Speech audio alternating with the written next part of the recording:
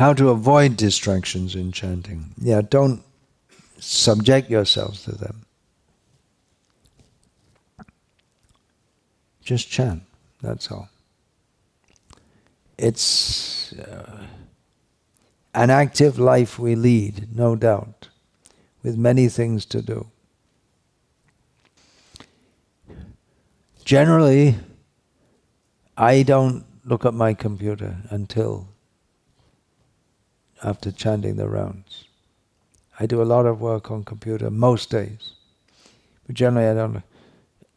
I may play some bhajans while I'm bathing and all these things. And if there's some email I need to send early, or there may be some urgent business I'm checking on, I may look at it, but I make a habit of not getting into it. Otherwise you say, oh, I just do one little thing, another little thing, and then the whole morning's gone and you didn't chant your round. So same thing. It's very common. There may be millions of people all over the world. The first thing they do every day is look at their phone.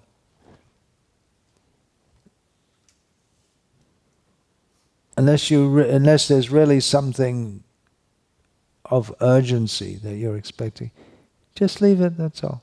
Don't even look at it until you've chanted your rounds, or at least chanted a good number of them. Avoid distractions. Well, those are external distractions. You can avoid, and distractions come up in the mind.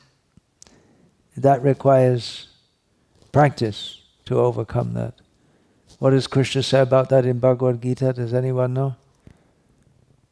The chapter on yoga. Krishna is teaching the yoga system. Chapter 6.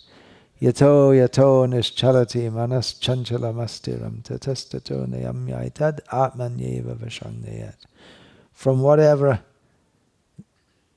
and wherever the mind wanders, bring it back. The mind, due to its wandering nature, fickle nature, the mind goes here and there. Bring it back, bring it back. It's practice.